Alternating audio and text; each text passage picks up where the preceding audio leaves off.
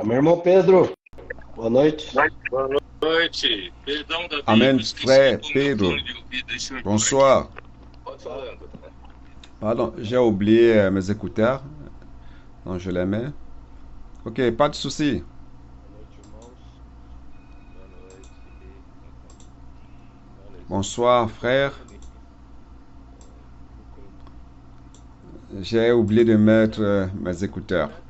Tá me ouvindo direito? Eu tô te ouvindo Alors, bem. David, ça va? Tu m'écoutes bien? Também, também. Oui, je t'écoute bien, frère. Et toi, tu m'écoutes bien? Oui, je t'écoute bien aussi. Jovem Davi Cury, Alors, né? pour ceux qui ne Filho do connaissent nosso pas, muito notre amado jeune David Marcos Curie Cury de Chapecó, est le fils de notre bien-aimé frère Marcus Curie de Chapecó, de relacionamento, avec qui nous avons irmãos une longue abençoados. date de relation. Paulo está nos ajudando muito, né? Le Quando frère nós David Curie à São Paulo, il nous aide beaucoup avec les jeunes et les adolescents aussi. né? Então, Davi, Il a você été d'une force très spéciale. Donc, David, sua, né? Para os irmãos saberem, né? présente-toi un peu de manière succincte afin que les frères sachent qui tu es, d'où tu viens. Como o irmão Pedro já Ok, comentou, eu amen. sou de Chapecó, Comme le frère Pedro l'a commenté, je suis de Chapecó, Santa Catarina. Chapecó, onde passei parte da minha vida, J'embrasse tous les frères de Chapecó qui ont fait partie de ma vie depuis la jeunesse. Je suis parti de Chapecó pour aller à l'université à Santa Maria, Rio Grande do Sud. Et j'ai été en contact avec les frères de la région du Cône Sud, Caxias du Sud, Porto Alegre et les différentes villes de Porto Alegre, fui viver de la région esse ambiente da igreja, où que je suis allé. de acolhimento, J'ai toujours été entouré de l'ambiance de l'église, de communion, d'accueil et aussi de recherche dans la parole. Foz do Iguaçu, lugar especial, SEAP, Parlant de Cône Sud, Foz de Iguaçu aussi, un lieu spécial me formei em engenharia mecânica, où j'ai été au CPF. J'ai été formé comme ingénieur mécanique antes disso eu tinha participado do et avant de travailler, j'ai servi au CPF aux États-Unis. J'ai aussi participé México, avec le frère Amir et Rivelino lá eu fiquei 9 meses, à Mexico. minha esposa, Ana Luísa, Au Mexique, je suis resté aux États-Unis durant 9 mois où j'ai connu ma femme Ana Luisa. procurando, né, Et quand je trabalho, suis revenu, foi no interior de São Paulo, em Tatuí, j'ai travaillé dans mon domaine comme ingénieur à l'intérieur de São Paulo, Tatuí, salvação de todos os irmãos aí de apprenant Pilar, à Belo Horizonte. Deus que Je se salue tous les frères de BH, graças a Ana Deus, Luise qui est sempre de temos Chuchu de Minas. irmãos de fora, Et nous rendons grâce au Seigneur où que nous sommes allés. Il y a toujours eu des frères qui nous ont accueillis né, 6 anos que nós moramos aqui, et vivent la vie de l'église. Comme le frère l'a dit maintenant, je suis à Sao Paulo, ça fait 6 ans que nous sommes là. bonita como é São Pedro, agora esse final de semana vai estar em Palmas, En habitant là à l'église de São Paulo, en vivant à l'église de São Paulo, je suis en contact avec le frère Pedro en communion. jovens, Euh, o parque, le week-end, et avec les adolescents aussi, le parc qui est ici. Donc c'est une grande joie d'être ici avec les frères. ter pessoas como você aqui em São Paulo, C'est une grande joie d'avoir une personne comme toi à São Paulo. Vous êtes des jeunes fidèles, obéissants, très alignés à la charge du Seigneur et qui suivent de près la parole. muita bênção para a Et igreja, qui cherche aussi à la pratiquer. Cela a apporté une grande bénédiction à l'Église, une grande bénédiction aux jeunes de l'Église, une grande bénédiction aussi aux adolescents qui suivent ce modèle.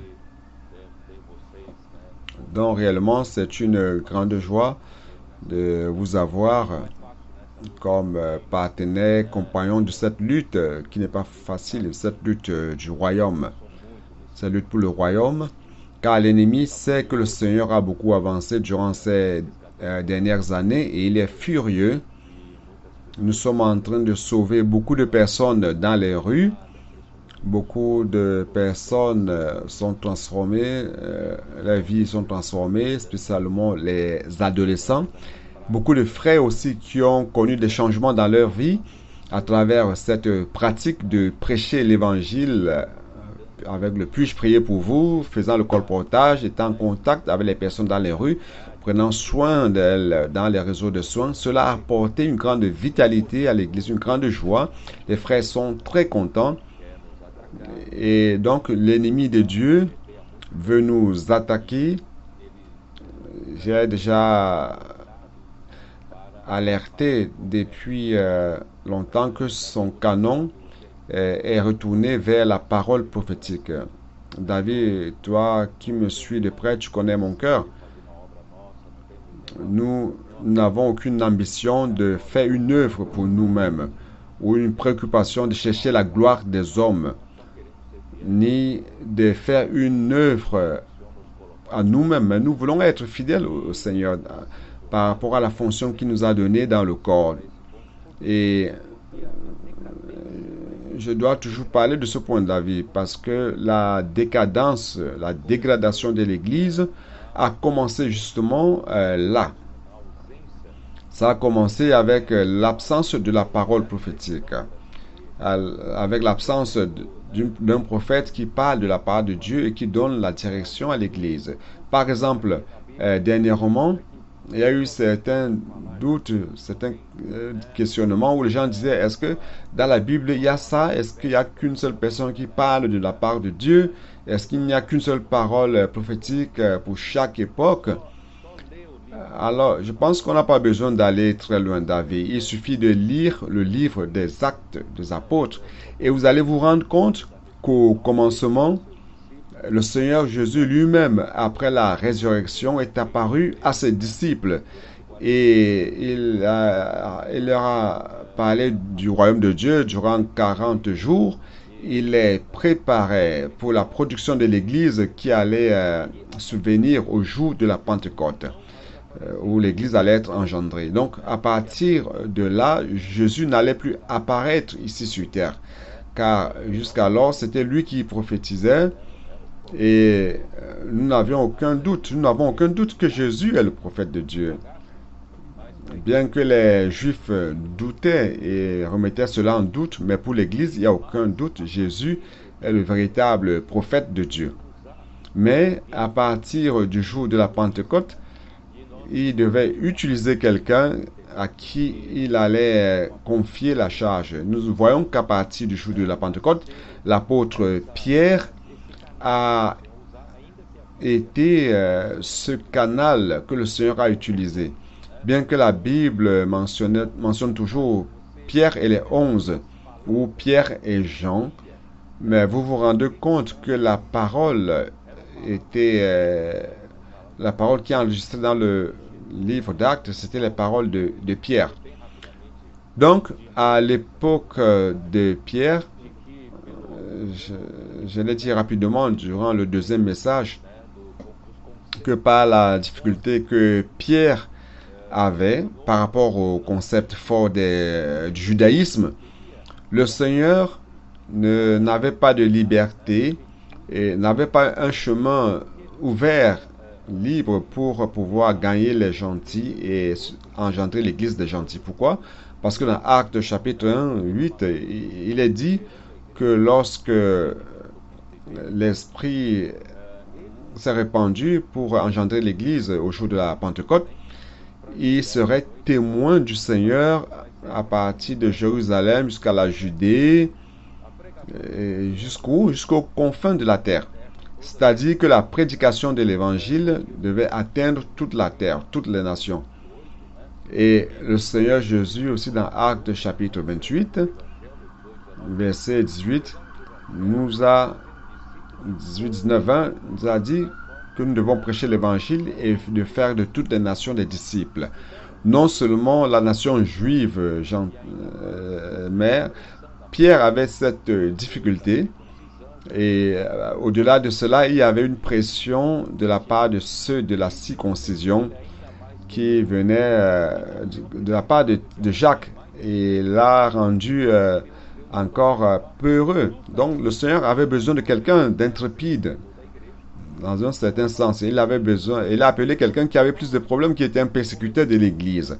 Donc à partir de cela, Paul a commencé à entrer en scène dans le livre des Actes des Apôtres, principalement après Acte 13, la parole est revenue à Paul.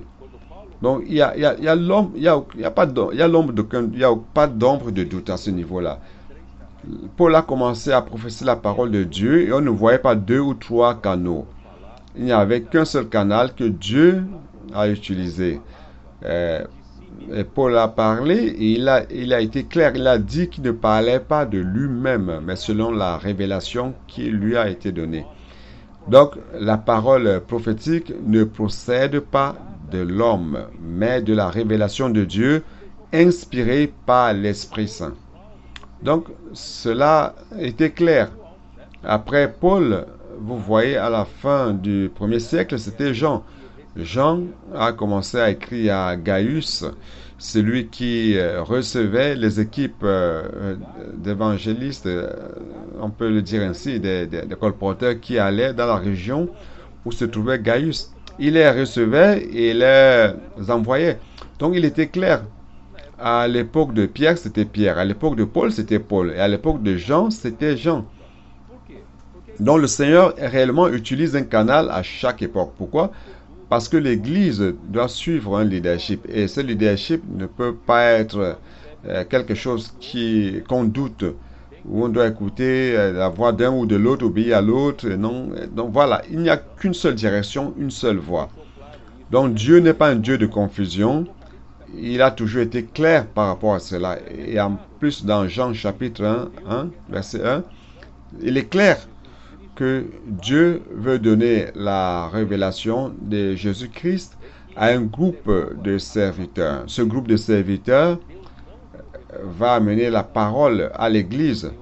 Mais Dieu n'a pas donné la révélation à chacun d'eux. Dieu a donné la révélation à Jean. Et Jean a été chargé de transmettre la révélation à ce groupe de serviteurs. Donc, Dieu est bien clair en nous montrant ces exemples dans la Bible. Si quelqu'un a un doute, c'est comme cela que Dieu agit. Ce n'est pas quelque chose qui est préconisé par nous. Ce n'est pas quelque chose que nous avons promu, que nous aimerions que ce soit comme cela. Non, c'est Dieu. C'est Dieu qui travaille de cette manière pour qu'il n'y ait pas de confusion.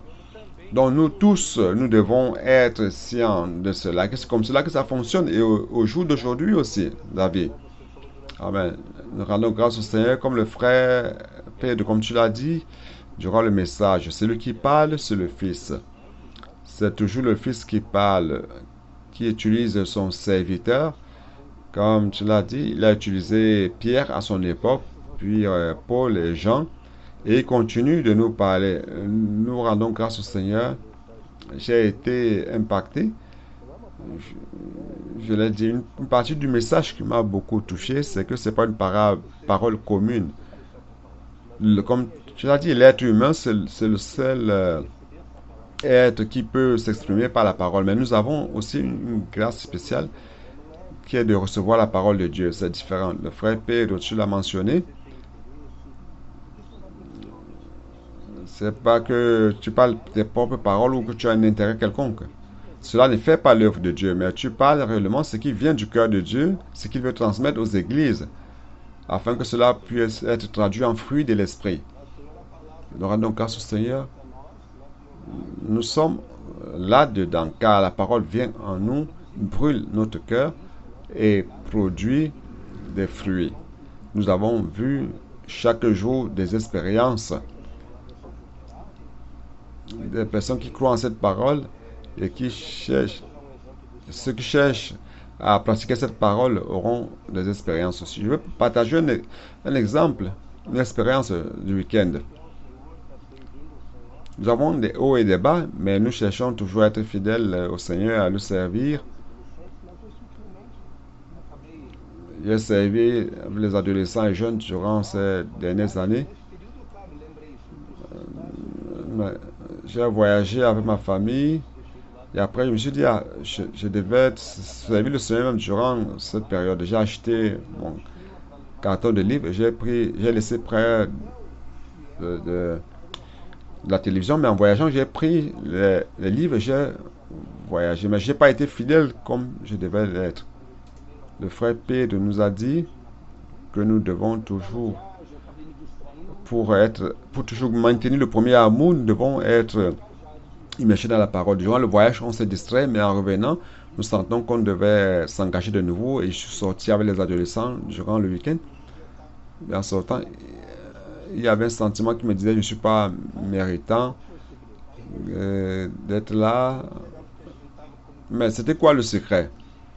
C'était très bien parce que j'étais avec un groupe de leaders, des adolescents, et un moniteur plus âgé de 19 ans.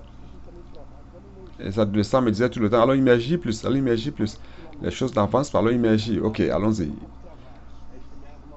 Donc nous avons immergé, après on était bloqués, jusqu'à ce que nous avons commencé à immerger à un point où nous avons pu nous dépouiller et entrer réellement dans l'immersion. Et après, on a rencontré un couple. On a proposé de lui prier. Un jeune était avec moi, Jean Pedro, qui lui aura proposé la prière. Il a dit, il est allé aux toilettes, il va aux toilettes, il est revenu, il a accepté la prière. Et puis la famille, les enfants ont accepté la prière. Il a vu les kits. Il y avait des kits qui étaient là. Il voulait prendre tous les kits. Il a pris 3. Il ne pouvait pas transmettre l'argent par le Pix. Il a dit après, je vais faire le Pix après. Il a dit, Seigneur, ok, par la miséricorde, Seigneur, s'il n'envoie pas cet argent, nous allons payer. Et il a fait. Donc, c'était une expérience qui nous a beaucoup encouragés. Car cela ne vient pas de notre capacité, c'est la parole. Les adolescents qui étaient avec moi, nous ont beaucoup aidés. Donc c'est la parole qui agit, c'est pas nous-mêmes. C'est merveilleux, n'est-ce pas? Oui, nos adolescents sont en train d'avoir des expériences et des expériences. Ceux qui ont suivi beaucoup de témoignages ont des expériences surnaturelles les uns des autres. Je reçois de tous les lieux, de Belo Horizonte et d'autres lieux, que ces adolescents sont si intrépides qu'ils amènent la prédication de l'évangile dans les écoles, aux professeurs, aux camarades de classe. Ils amènent les camarades de classe à faire la même chose. L'immersion a fait la même chose que ces camarades de classe commencent à se réunir. Et les adolescents de Belo Horizonte sont en train de visiter les maisons des adolescents et sont en train de gagner même les parents. C'est quelque chose d'impressionnant ce qu'ils sont en train de faire. Et je voudrais dire que c'est comme si certains lieux ne sont pas encore bien habitués. Certaines églises ne sont pas encore habituées aux cris de guerre. Je voudrais profiter pour dire à tous, il est clair que les églises qui n'ont pas de problème avec cela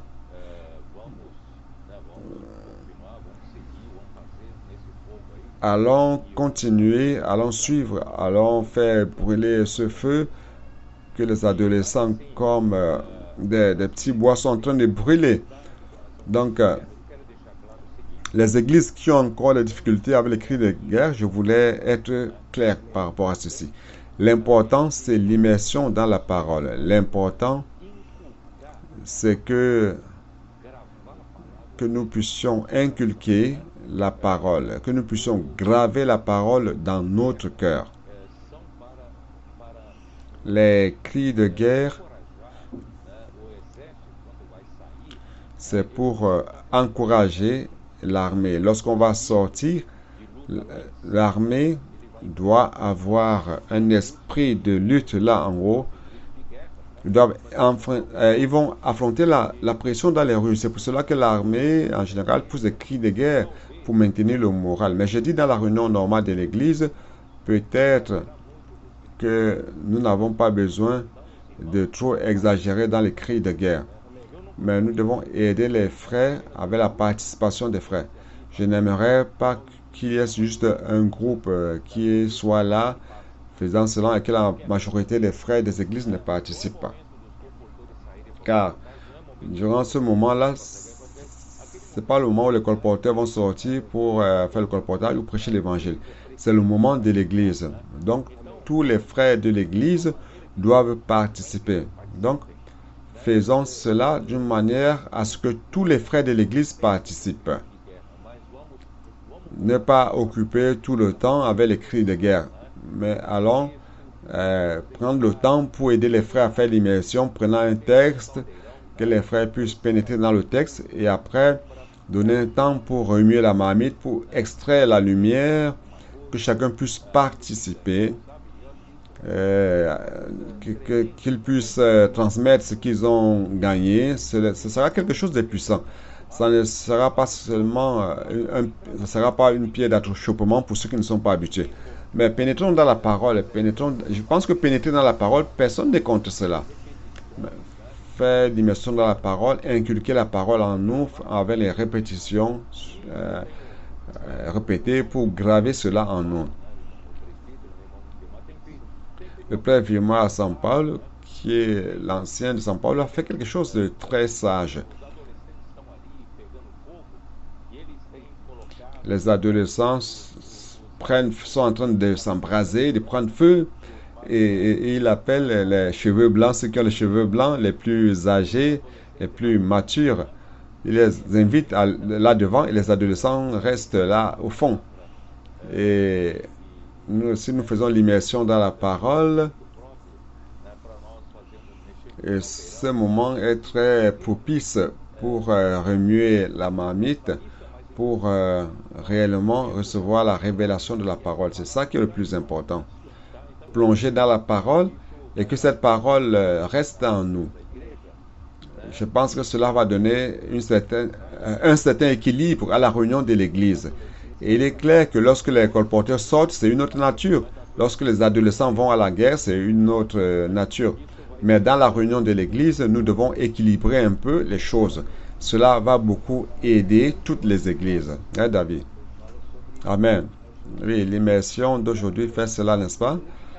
Pedro, ça dit que nous devons marcher à la vitesse des frères. Chacun a sa vitesse. Et nous devons faire en sorte que chacun puisse toucher. Cela, le plus important, c'est de jouir de la parole. J'aime beaucoup les cris de guerre. Les cris de guerre nous encouragent, principalement, comme le frère l'a dit, pour sortir à la bataille, pour aller à la bataille.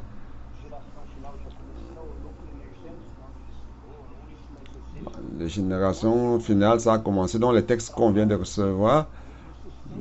Le Seigneur sort comme un vaillant. Donc, on se sent comme ce vaillant qui sort pour aller contacter les personnes, pour sauver les personnes. Tous les lieux environnements doivent être les lieux propices pour permettre aux frères de vraiment jouir. Mais durant la réunion où on est mélangé, nous pouvons avoir un moment comme celui-là aussi. Le frère Villemar le dit pour encourager les frères, que ce ne soit pas seulement pour un groupe, mais que nous tous nous puissions jouir. C'est le meilleur scénario. Rendons grâce au Seigneur que nous puissions tous avancer ensemble. Oui, c'est cela. Donc, je vais retourner à Deutéronome 6. Je trouve cette portion si fantastique que pour moi j'ai été surpris, car le Seigneur était déjà en train de dire au peuple d'Israël, il leur parlait de l'importance de la parole. Il leur disait, en fait, il ne parlait pas au peuple de la Nouvelle Alliance, mais au peuple de l'Ancienne Alliance. C'est donc comme s'il parlait au peuple de la Nouvelle Alliance. Il leur donnait déjà des principes à ce peuple d'Israël, ce qui fonctionne aujourd'hui dans la Nouvelle Alliance. Donc, j'ai dit réellement, le Seigneur avait déjà établi le principe. Bien que le peuple de l'Ancienne Alliance ne pouvait pas jouir de la plénitude de cela, mais cela était déjà clair, n'est-ce pas? Donc, j'ai beaucoup aimé cela. Chapitre 6, il commence en parlant des commandements, des ordonnances, des jugements. C'est-à-dire que la parole de Dieu pour le peuple de Dieu est un commandement. Ce sont des statuts, des ordonnances de jugement. Ce n'est pas tout simplement quelque chose qui apporte de l'information ou qui est optionnel et que nous devons suivre ou non. Toute parole de Dieu, c'est un commandement, c'est une loi, c'est des ordonnances. C'est un ordre du Seigneur que nous devons exécuter.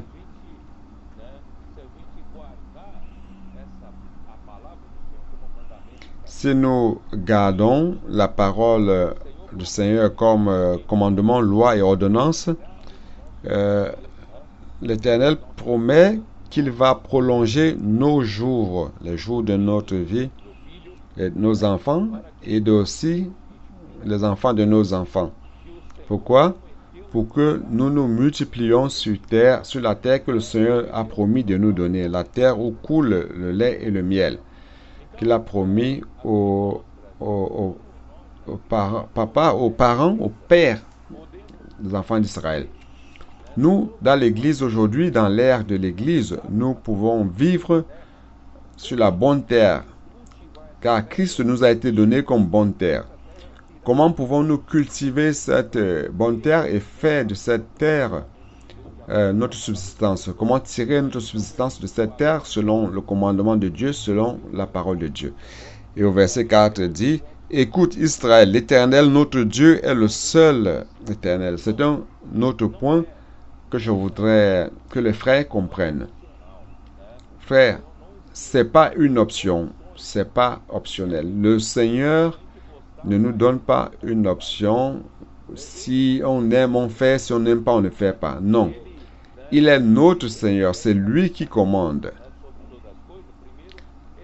Il veut mettre Christ comme chef sur toute chose, mais premièrement, il veut faire que Christ soit notre tête.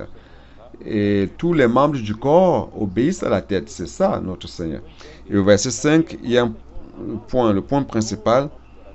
David, il dit, aimer l'Éternel, et aimer l'Éternel de tout notre cœur, de toute notre âme et de toute notre force. Cela signifie que l'amour, c'est tout ce dont Dieu a besoin. Si vous aimez l'Éternel, en fait, vous allez accomplir la volonté de l'Éternel. Car en appréciant l'amour de Dieu vous sera donné à travers la parole. Et cette parole va faire en sorte que vous allez aimer l'Éternel de tout votre cœur, de toute votre âme et de toute votre force. C'est la parole de l'Éternel qui apporte cet amour et qui vous permet d'aimer Dieu. Donc, cette parole vous apporte l'amour et c'est toujours dans le premier amour. Cela ne vous permet pas de laisser refroidir l'amour. Pour beaucoup de chrétiens, commencent à aimer le Seigneur d'une manière folle au début et peu à peu cet amour s'est refroidi. Ils vont s'éloigner du Seigneur peu à peu. Mais ici, il y a un Seigneur, il y a un secret, qui nous aide à ne pas perdre le premier amour et nous amenant à aimer le Seigneur tous les jours de notre vie. C'est la parole. C'est la parole.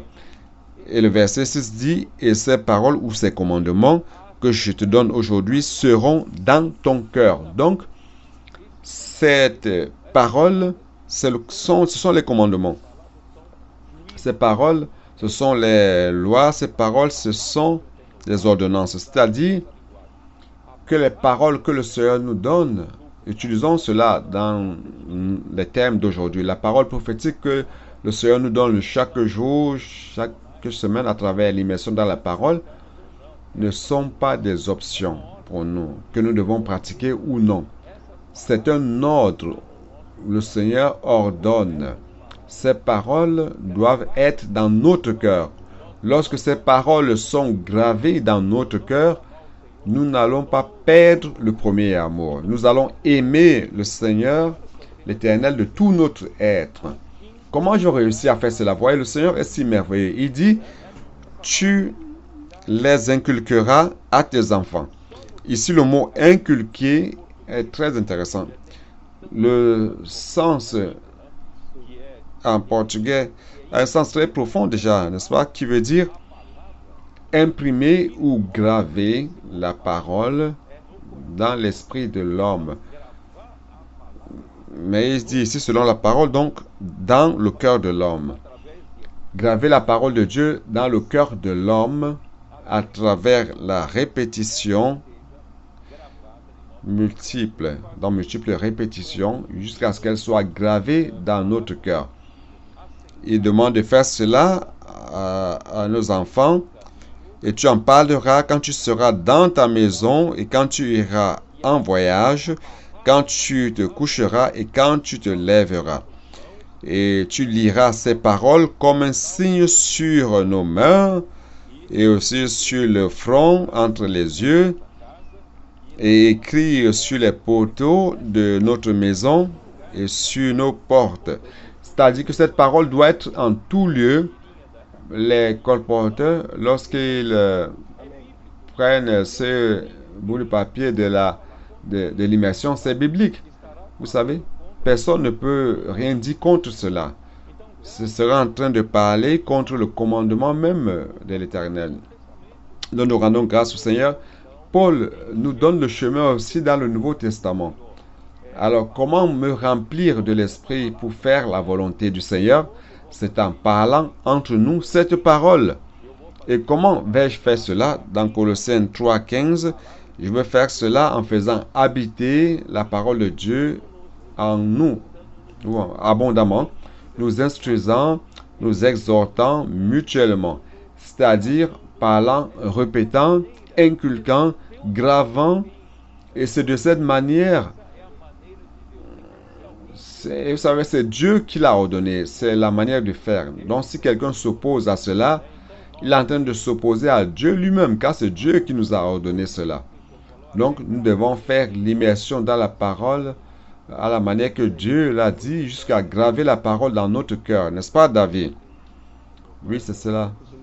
Hier, j'étais en communion avec mon père, le frère Marcos. Il a attiré mon attention. Il m'a dit, tu as ton papier de l'immersion? J'ai dit non, j'utilise mon téléphone. Il m'a dit, ta batterie peut, tu peux être sans batterie et après tu auras des problèmes pour faire l'immersion. Et ça là, c'est vrai. Nous devons prendre avec nous ce bout de papier pour être entouré de la parole. C'est cette parole qui nous donne la direction et ainsi elle pourra opérer en nous et à travers nous, n'est-ce pas, frère Pedro? Je pensais justement à ce point dans l'Ancien Testament, dans Deutéronome. Dieu nous a donné ce mot, cette parole qui nous demande d'inculquer. Nous voyons les rabbins qui lisent la Torah en répétant cette parole plusieurs fois. Mais je pense que le grand secret aujourd'hui, c'est que cette parole est devenue chère, qui est le Seigneur Jésus lui-même. Et cela apporte toute la révélation qui nous amène d'entrer dans la parole et que cette parole entre en nous. Parce que le Seigneur est la parole même. Nous rendons grâce au Seigneur pour cela. Car il a donné la clé dans l'Ancien Testament. Beaucoup ont essayé de suivre cela au pied de la lettre, mais Dieu nous donne aujourd'hui la réalité. Nous devons être fidèles à cette réalité, de chercher constamment. Nous nous distrayons facilement, n'est-ce pas? On parle aux jeunes avec les adolescents.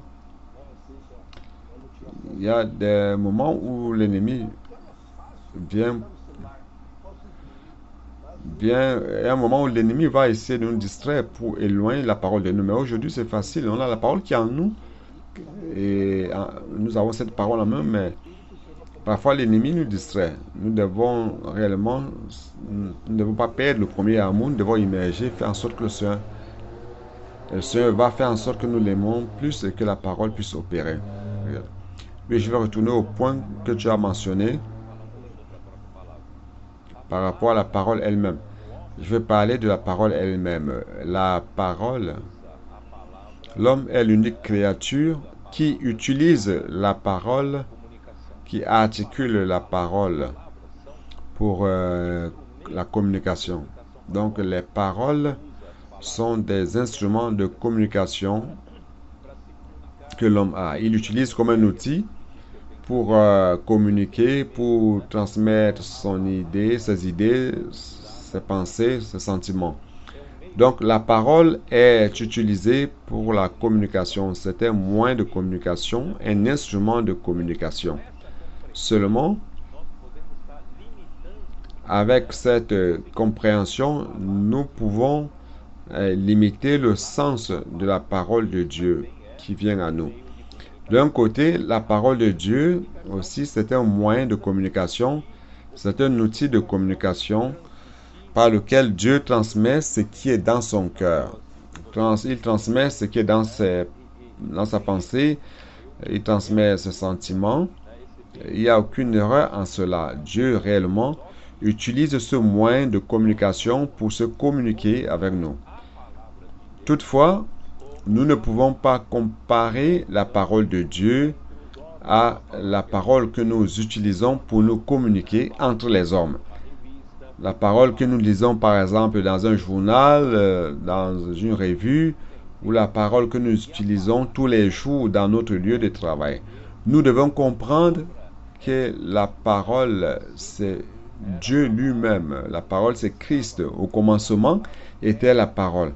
La parole était avec Dieu et la parole était Dieu. Et cette parole est si puissante car elle est Dieu. Elle est Dieu lui-même. Toute chose a été créée par la parole. Donc, ce n'est pas seulement un outil de communication, mais c'est une puissance qui se trouve dans la parole et qui fait toute chose que Dieu veut. Dès la création a été faite par la parole de Dieu. Si bien que, je pense que dans Hébreux chapitre 11, par la foi, nous comprenons que le monde a été formé, l'univers a été formé par la parole de Dieu. N'est-ce pas? Donc la parole est si puissante que vous voyez, les scientifiques jusqu'aujourd'hui n'ont pas réussi à découvrir encore le secret de la création de l'univers, comment tout a commencé. C'est alors que la théorie du Big Bang est apparue et tous les mystères de ce cosmos dans lequel nous vivons. Stephen Hawking, un scientifique, celui qui est déjà mort, a vécu toute la vie entière pour découvrir les équations, une seule équation pour toute la physique.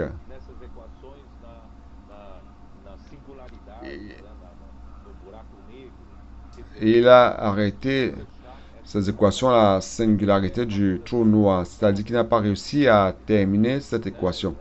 C'est quelque chose de si compliqué, ce cosmos est si compliqué que certains disent que la matière n'existait pas, le monde matériel n'existait pas, mais il existait une énergie si grande dans cet univers.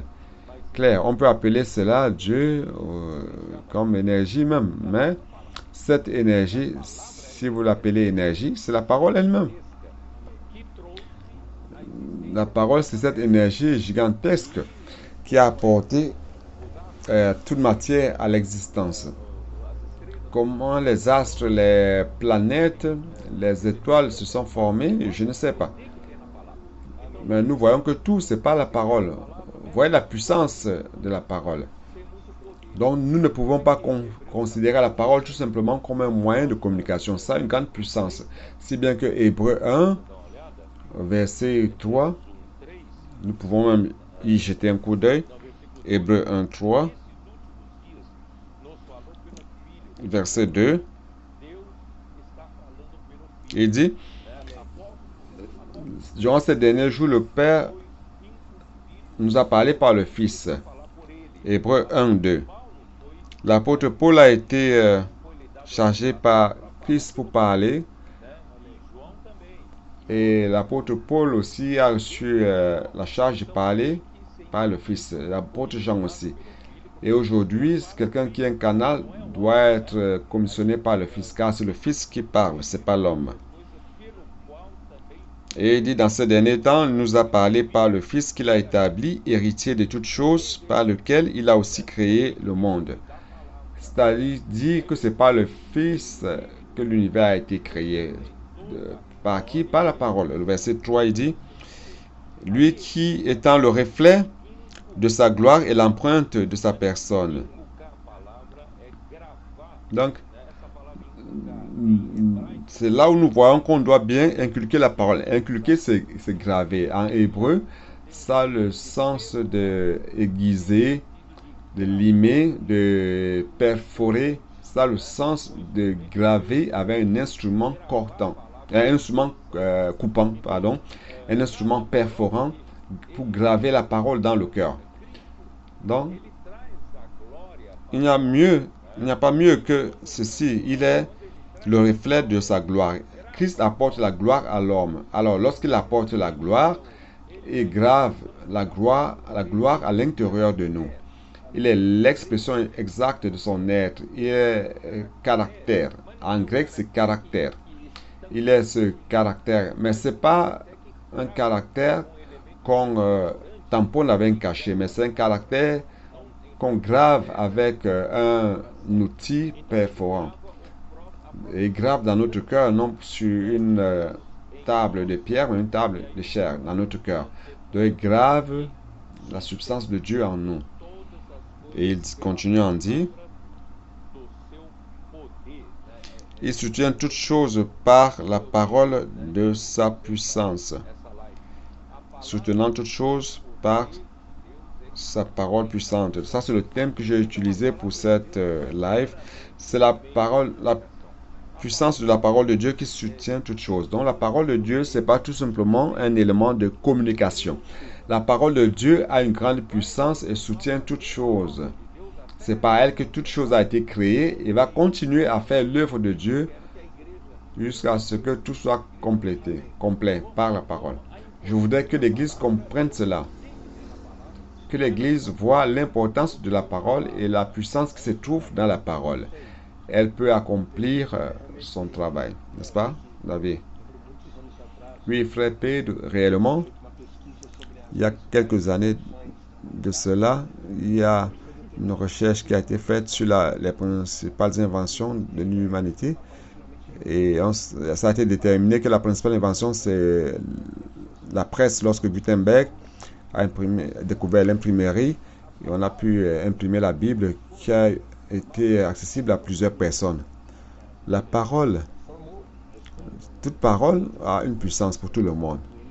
Ça a formé l'histoire de l'humanité. Stephen Hawking parlait dans cette théorie. Il disait que l'homme se différenciait des autres animaux parce que la parole a donné à l'homme la puissance de l'imagination. Ça, c'est sa théorie, n'est-ce pas? Il essayait de parvenir à quelque chose. Il ne voulait pas mettre Dieu dans son équation. Mais la parole est si importante. Seulement, la parole de Dieu, cela vraiment nous impacte. La parole de Dieu est bien au-delà de tout livre, au-delà de tout moyen de communication. La parole de Dieu, c'est Dieu lui-même, comme le frère l'a dit, c'est l'empreinte exacte de Dieu.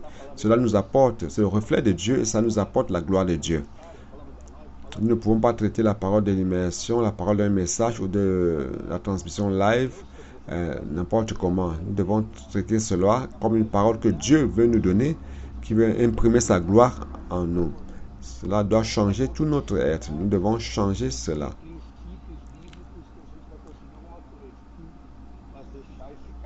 Ce n'est pas en suivant la Bible de manière doctrinale que nous allons parvenir à quelque chose, mais c'est ce caractère, cette parole qui est gravée en nous, en perforant notre cœur, qui va changer notre être, changer les personnes qui sont autour de nous. Et une autre chose aussi,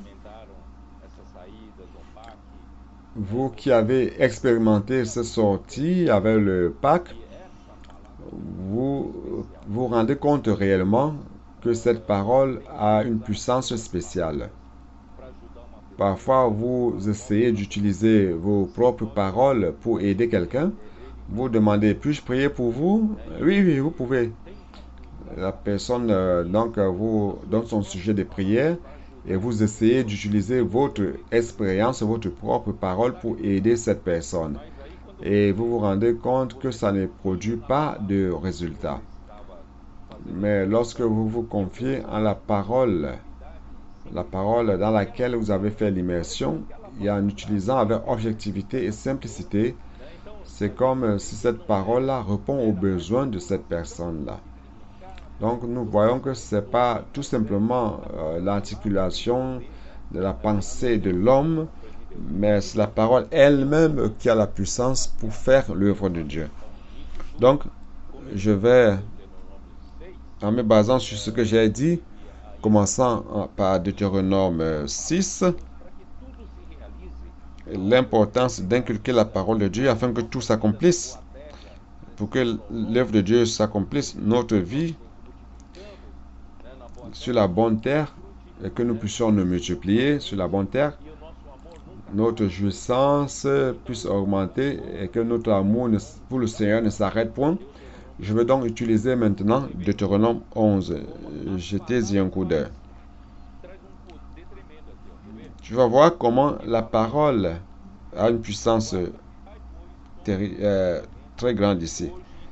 Au verset 8 dit ceci: ainsi vous observerez tous les commandements que je vous prescris aujourd'hui, afin que vous ayez la force de vous emparer du pays où vous allez passer pour en prendre possession, et afin que vous prolongiez vos jours dans le pays que l'Éternel a juré à vos pères et de leur donner à eux et à leur postérité, pays où coule le lait et le miel.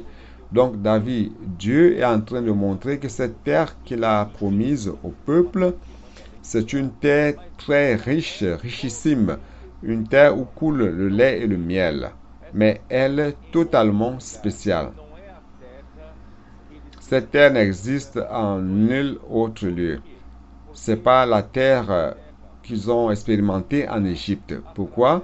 Parce que cette terre va fonctionner à travers la parole qui est inculquée en nous. Je ne sais pas si j'ai pu être clair. Je pense que j'ai un peu confus, j'ai un peu amené la confusion dans la tête de beaucoup de personnes. Oui, dans ma tête aussi. Bon, allons-y. Avec la lecture, vous allez comprendre mieux. Verset 10.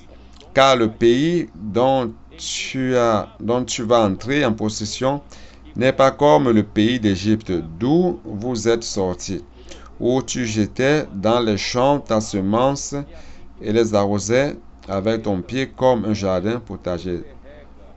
Donc, de manière rationnelle, c'est comme cela que ça fonctionne, n'est-ce pas? Vous prenez possession d'une terre, vous l'arrosez au pied comme un jardin, un potager. C'est comme cela que ça fonctionne en Égypte et dans le monde aussi. Mais cette bonne terre fonctionne différemment. Cette terre fonctionne par la force de Dieu, la force divine. Tu comprends? C'est pas par vos pieds. Et au verset 11, le pays que vous allez posséder est un pays de montagnes et de vallées, et qui boit les eaux de la pluie du ciel. Ici, il parle des eaux de la pluie du ciel. Ça veut dire que l'eau que vous allez boire sur la bonne terre de Canaan ne dépend pas de votre stockage d'eau, mais ça dépend de Dieu qui l'envoie. Allons-y, verset 12. C'est un pays dont l'Éternel, ton Dieu, prend soin. C'est différent de la terre d'Égypte ou de la terre d'un quelconque autre lieu. Donc la terre dont l'Éternel, ton Dieu, prend soin et sur lequel l'Éternel, ton Dieu, a continuellement les yeux du commencement à la fin de l'année. Qu'est-ce que cela veut dire, David? Cette terre ici, sur cette terre, vous dépendez totalement de Dieu. Vous ne dépendez plus de votre force ou de vos pieds pour arroser la terre. Vous dépendez de l'Éternel. C'est pour cela que la parole est importante. Puisque comment dépendez-vous du Seigneur? C'est pas la parole. Alors, verset 13. Si vous obéissez à mes commandements que je vous prescris aujourd'hui, et vous voyez la parole vient. Il dit, si vous obéissez à mes commandements que je vous prescris aujourd'hui, donc sur cette terre, tout va fonctionner par la force divine, par la force de Dieu. Il dit, si vous aimez l'Éternel, votre Dieu, et si vous le servez de tout votre cœur et de toute votre âme. Donc, si vous gardez la parole, parce que c'est cette parole qui va vous donner toutes les ressources d'amour pour aimer le Seigneur et pour servir le Seigneur avec le premier amour. Pourquoi? Parce que si vous aimez la parole, voyez le verset 14, qu'est-ce que l'Éternel dit? Je donnerai à votre pays la pluie en son temps. Donc c'est Dieu qui envoie la pluie. Je donnerai à votre pays la pluie en son temps, la pluie de la première et de l'arrière-saison. Et tu recueilleras ton blé. Et au moment où tu vas semer et aussi faire la récolte. Et tu recueilleras ton blé, ton mou et ton huile. Je mettrai aussi dans tes champs de l'herbe pour ton bétail et tu mangeras et te rassasieras. Donc sur cette terre, on ne dépend pas de la force de l'homme, de la puissance de l'homme. Sur cette terre, tout ce que l'homme doit faire, c'est d'inculquer la parole dans le cœur. Tout ce que l'homme doit faire, cette parole que le Seigneur nous donne, doit être dans notre cœur. C'est ainsi que le Seigneur va accomplir tout le reste. Tu comprends? C'est comme cela aussi avec l'Église. Donc, frère Pedro, tu as commencé avec le verset 10, n'est-ce pas? Une terre, il n'y avait même pas de bêche, mais cette terre, on devait la bêcher et l'arroser de la terre. Donc, c'est pas en suivant la voie de Caïn, donc c'est pas le fruit de notre effort. Ce qui est dit pratiquement ici, c'est se reposer dans le Seigneur et se confier en le Seigneur qui accomplit l'œuvre. Cela est difficile pour nous, n'est-ce pas? Le plus souvent, nous servons le Seigneur avec notre manière de faire, notre caractéristique. Nous voulons servir d'une certaine forme. Mais petit à petit, le Seigneur nous amène à dépendre de lui. L'œuvre du Seigneur a été faite ces derniers temps par la capacité des hommes, n'est-ce pas, de certaines personnes, mais le Seigneur nous montre que au temps de la fin, nous comme travailleurs de la dernière heure, nous devons apprendre à dépendre de lui et non de manière conventionnelle comme tu l'as souvent partagé. Nous devons être dans une autre dimension, être sur cette bonne terre. Sur cette bonne terre, c'est le Seigneur qui accomplit tout. Oui, donc en Égypte, le peuple d'Israël devait arroser la terre avec les pieds. Qu'est-ce que cela veut dire? Ça devait être des techniques que les Égyptiens ont inventées. Peut-être utiliser les pieds pour pédaler. Il y avait un appareil qui transportait l'eau comme si c'était une pompe, qui prenait de l'eau du fleuve et l'amenait vers un canal qui allait arroser la terre. Donc,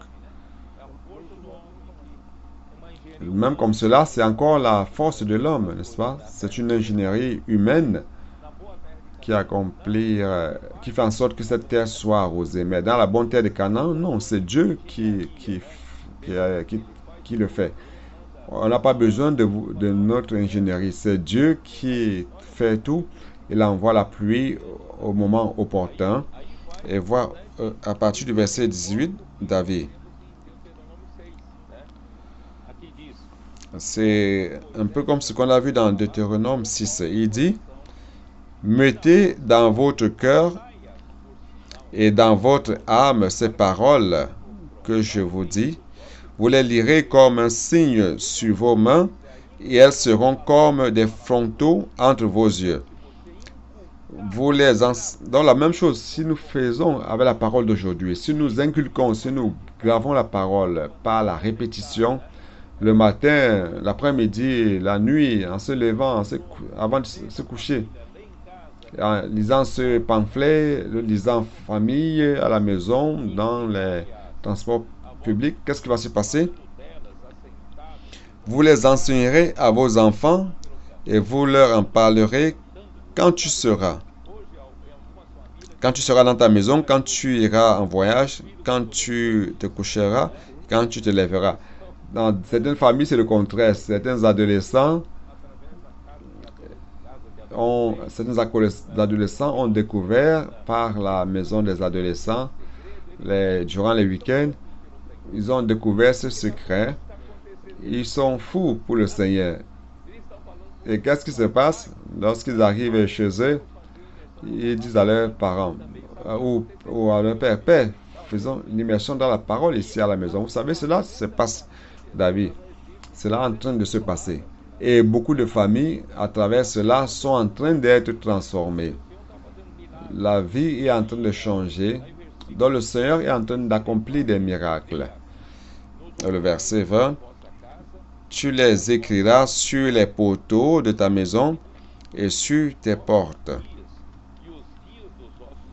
Et alors vos jours et les jours de vos enfants, dans le pays que l'Éternel a juré à vos pères de leur donner, seront aussi nombreux que les jours des cieux le seront au-dessus de la terre. Voyez donc. Il va encore chercher à comprendre ce que cela veut dire. Il dit, ils seront aussi nombreux que les jours des cieux le seront au-dessus de la terre. Donc, au-dessus de la terre, il y a des jours encore plus nombreux. Car si vous observez tous ces commandements que je vous ai prescrits, et si vous les mettez en pratique pour aimer l'Éternel, votre Dieu, pour marcher dans toutes ses voies et pour vous attacher à lui. Tout objectif de la parole, de l'immersion dans la parole, d'inculquer la parole dans notre cœur, David a comme objectif de nous amener à aimer plus le Seigneur, de servir plus le Seigneur, de nous approcher plus du Seigneur. Le Seigneur n'est plus un seul Dieu froid. Nous développons ainsi une relation d'amour avec lui.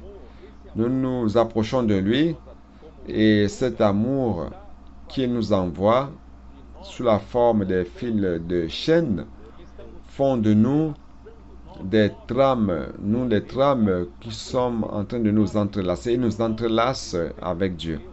C'est quelque chose de merveilleux. Donc aujourd'hui, nous n'avons pas un Dieu loin de nous, de qui nous avons peur, ou de qui nous pensons que si nous commettons une erreur, il va nous punir. Un Dieu de qui nous avons peur de nous approcher. Non. Aujourd'hui, par l'immersion, par la parole, par le fait d'inculquer la parole dans notre cœur, nous nous approchons si près de Dieu. Nous aimons le Seigneur, nous approchons du Seigneur et nous sommes en train d'être entrelacés à ce Dieu si merveilleux. Et le verset 23, l'Éternel chassera devant vous toutes ces nations et vous vous rendrez maître de nations plus grandes et plus puissantes que vous. Tout lieu que foulera la plante de votre pied sera à vous. Votre frontière sera du désert du Liban et du fleuve de l'Euphrate jusqu'à la mer occidentale. Voyez donc, grâce au Seigneur, nos pieds sont en train de piétiner tous les continents. Nous sommes en train de conquérir de nouveau le continent africain. Nous sommes en train de conquérir le continent de l'Océanie à travers l'Australie, l'Amérique centrale, l'Amérique du Sud. C'est cela, n'est-ce pas? Amen. C'est cela. Le Seigneur a promis de nous donner tout lieu que nous piétinerons, que nous foulerons de la plante de notre pied. Et au verset 25, nul ne tiendra contre vous. Vous savez, Satan essaye de nous résister, il essaye de nous vider, il essaye de décourager les frères par rapport à l'immersion dans la parole. Il essaye de nous distraire de l'objectif, mais il ne va pas réussir, car nul ne tiendra contre vous. L'Éternel, votre Dieu, répandra, comme il vous l'a dit, la frayeur et la crainte de toi sur tout le pays où vous marcherez. Vous savez, Le Seigneur nous a donné cette terre. Nous allons conquérir cette terre pour le Seigneur. C'est pas par notre force ou notre capacité, non. C'est pas par la force ni par la puissance, mais c'est par l'Esprit du Seigneur. Par cet Esprit, nous allons conquérir cette terre au Seigneur. Amen. Amen. Réellement, le Seigneur est en train de conquérir toute la terre. J'ai été très encouragé des témoignages de tant de lieux. Nous sommes au Pâques. Il y a le Pâques au Portugal maintenant. J'ai été impressionné par la photo des frères à la frontière de la Slovaquie et l'Ukraine. Un pays en guerre, et tout le monde est ému, cherchant à faire de belles choses. Cela, c'est pas important. Mais maintenant, les frères qui sont allés pour amener la vie de Dieu dans ce lieu, l'évangile du royaume dans ce lieu. Donc, rien ne pourra nous empêcher. Nous rendons grâce au Seigneur pour cela. L'évangile du royaume, à travers nos livres, sont en train d'atteindre non seulement la Roumanie, ils sont entrés, oh mon Dieu, la Slovaquie, l'Ukraine, qui est un pays en guerre. La parole écrite est en train d'être bien reçue en tout lieu. Donc, nous pouvons voir que la terre est réellement prête. Cette première incursion, je pense que cela va produire des fruits et nous allons peu à peu conquérir. Nous allons suivre cette promesse où la plante de nos pieds vont piétiner et il nous donnera. Nous allons vaincre cette lutte et nous allons rétablir le royaume de Dieu sur cette terre. C'est merveilleux, merveilleux. Amen. Je voulais commenter. Nous pouvons voir que c'est merveilleux, c'est que non seulement le témoignage des frères qui sont là-bas, nous aussi nous pouvons participer par nos offrandes, notre action quotidienne aussi, nous pouvons faire notre part. Et principalement, nous sommes une équipe. Il y a les attaquants de l'équipe. L'équipe a des défenseurs, le geôlier, la commission technique. Tout le monde fait partie de cela. Nous devons aimer plus cette œuvre chérie, cette œuvre que le Seigneur nous a donnée. Il y a l'infanterie qui lutte main dans la main. Nous avons la cavalerie, nous avons l'arrière-garde, nous avons les frères dans l'église qui sont dans les réseaux de soins, c'est-à-dire que tous ont une fonction. Et comment c'est beau de voir que nous avons un seul esprit, une seule âme. Nous pensons à la même chose, la même lutte. Nous n'allons pas permettre que Satan vienne nous diviser. Et que le Seigneur puisse nous maintenir réellement comme une armée, avançant, aimant le Seigneur et avançant sur cette terre. Nous rendons grâce au Seigneur. David, c'est déjà la fin, c'est merveilleux, cette live avec toi, c'est très bon.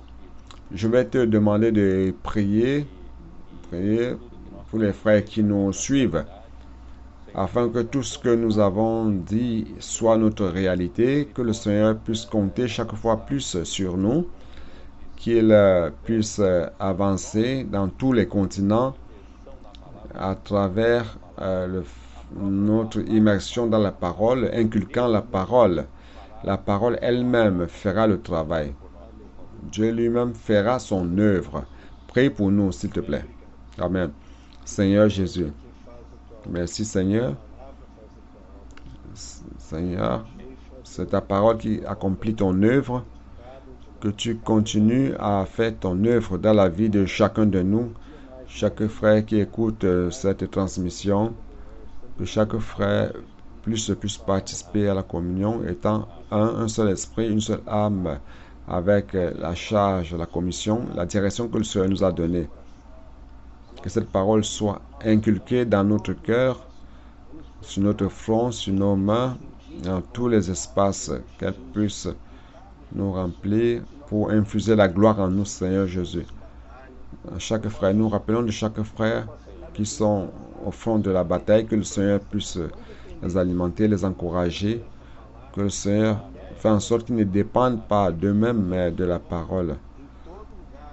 Afin que le Seigneur puisse accomplir son œuvre en tout lieu, sur toute la terre, sur tous les continents.